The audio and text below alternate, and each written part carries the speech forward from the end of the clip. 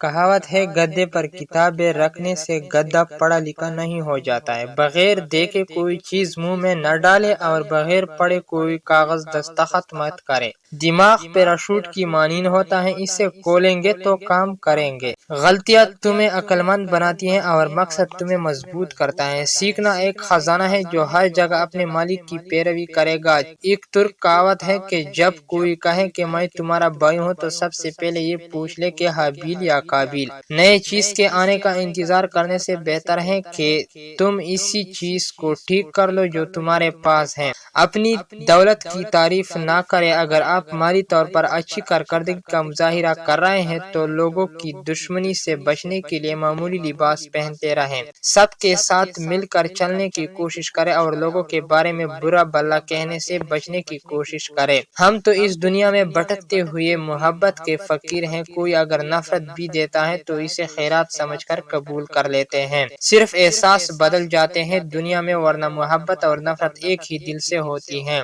وہ تھپڑ جو انسان کو خلوص کے بدلے پڑتا ہے وہ انسان کو بدل کے رکھ دیتا ہے۔ جب کوئی تمہارے ساتھ ناانصافی کرے تو خاموش ہو جاؤ اور سارے فیصلے اللہ پر چھوڑ دو، بے شک اللہ بہترین انصاف کرنے والا ہے۔ اکثر آپ کی آنکھیں وہی لوگ کھولتے ہیں جن پر آپ آنکھیں بند کر کے بھروسہ کر لیتے ہیں۔ زندگی ایک وہ خواب ہے جو انسان جانتا ہے یہ خواب ہے، پھر بھی اس خواب کے لیے اپنی آخرت تباہ کر دیتا ہے۔ اچھی زندگی ہمیشہ اچھی صورت سے نہیں بلکہ اچھی نیت سے ملتی ہے۔